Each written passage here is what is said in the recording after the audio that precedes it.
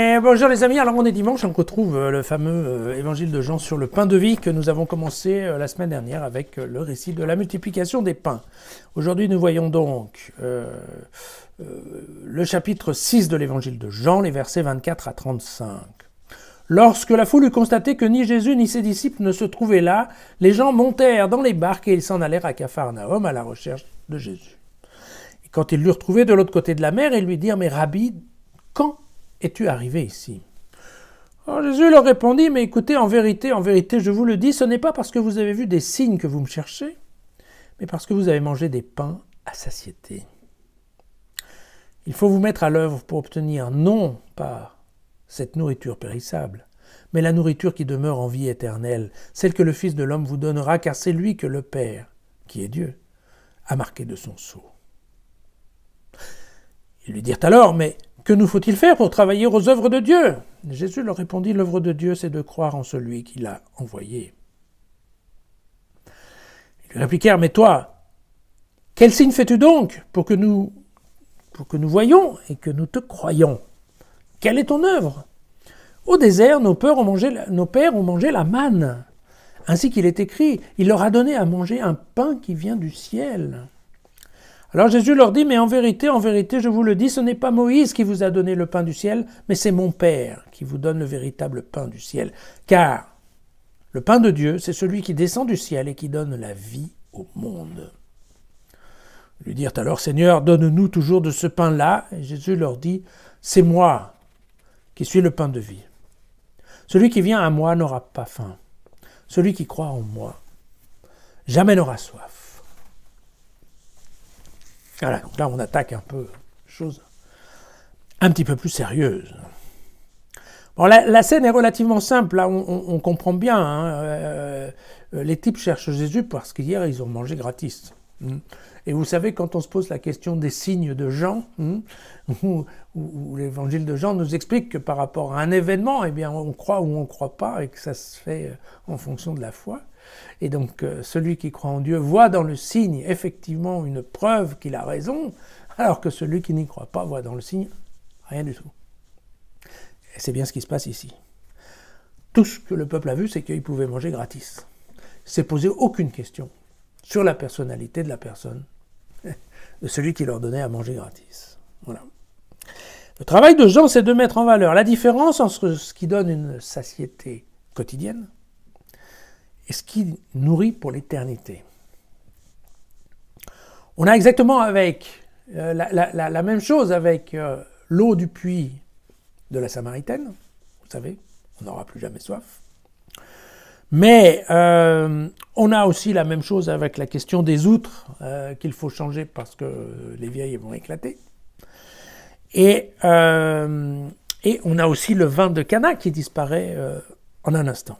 Voyez, il y a d'un côté ce que le corps de l'homme réclame au niveau quotidien, hein, et qui peut se trouver en fait par le travail, tout simplement.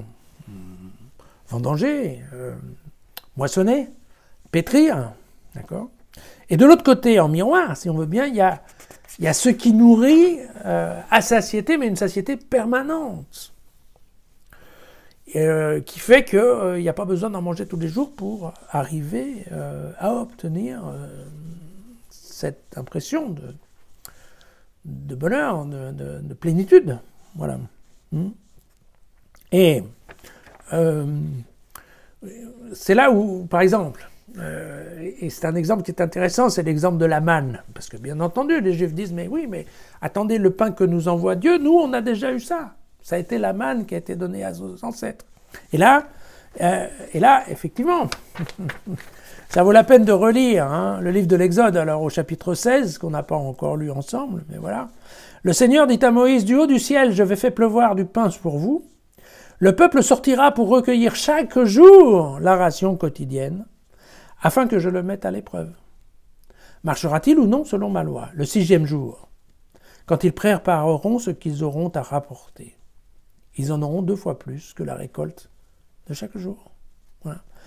La manne, certes envoyée par Dieu, c'est un aliment éphémère, car c'est tous les jours. Et il y a un autre passage de l'Exode où on comprend bien qu'on ne peut pas garder la manne, ça ne sert à rien de vouloir la stocker, elle s'abîme. Et donc, l'idée c'est quoi? C'est que, en effet, certes, c'est Dieu qui a envoyé, mais il a envoyé une nourriture terrestre. C'est-à-dire quelque chose qu'il faut ramasser tous les jours, qui demande en fait un certain travail. Et quand on a eu mangé sa dose journalière, le lendemain on a faim. C'est pour ça qu'il est prévu que la veille du Shabbat, on puisse avoir une double ration. Donc Dieu fait tomber 2 fois plus de manne, de telle façon à ce qu'on puisse également apaiser la faim du dimanche. Et là, c'est bien là où il y a la différence, et c'est ce que Jésus insiste en disant, oui mais attention, ça c'est une nourriture corporelle. Or, ce que Dieu vous donne à travers moi, parce que c'est moi, c'est la possibilité d'être nourri, mais d'être nourri pour la vie éternelle. C'est-à-dire, vous allez être nourri une seule fois, ça suffit. En une seule fois. Qui croit en moi a la vie éternelle. Et donc, dans ce sens-là, on a bien une nourriture, certes divine parce qu'envoyée par Dieu, mais qui en plus correspond à l'obtention de la vie éternelle ou de la vie avec Dieu. Voilà. C'est ça, en fait, la grande idée de ce pain de vie, de ce passage sur le pain de vie. Donc, évidemment, l'idée qui est ici, elle est très proche du dualisme grec, avec un corps qui vit dans l'éphémère, et donc qui a besoin, en effet, d'une nourriture quotidienne, et puis un cœur, une âme, voilà, qui vit en parallèle dans un espace-temps qui n'est pas défini, et donc qui a besoin d'une nourriture, certes, mais une nourriture qui n'est pas sans cesse à renouveler. Voilà. Et donc, et c'est Jésus, bien entendu, lui-même, qui permet à notre cœur de s'installer dans cette vie en plénitude. Voilà. Et encore une fois, c'est pour ça qu'il insiste bien, la différence entre la nourriture éphémère et la nourriture éternelle, c'est que on ne peut pas obtenir la nourriture divine de la vie éternelle, Jésus, d'une autre manière que par la foi. C'est pas une question de bosser, c'est pas une question de travail, c'est pas... Non, il faut avoir la foi. Alors, vous allez me dire, non mais nous, on travaille un peu les textes. On travaille les textes pour avoir la foi. C'est pas, une fois qu'on l'a, il faut peut-être la maintenir, mais vous voyez ce que je veux dire? C'est la différence que Jean met en valeur dans ce passage. C'est vraiment la question de l'éphémère et du permanent. Voilà. Un corps qui mange tous les jours et le besoin de travail pour obtenir la nourriture quotidienne, et puis de l'autre. En effet, une âme, un cœur, qui vit dans une autre dimension de temps, qui est l'éternité de la vie avec Dieu, et qui, elle, n'a besoin que, comme nourriture, de la foi en Jésus comme Fils de l'homme. Voilà le grand message derrière le pain de vie. À demain.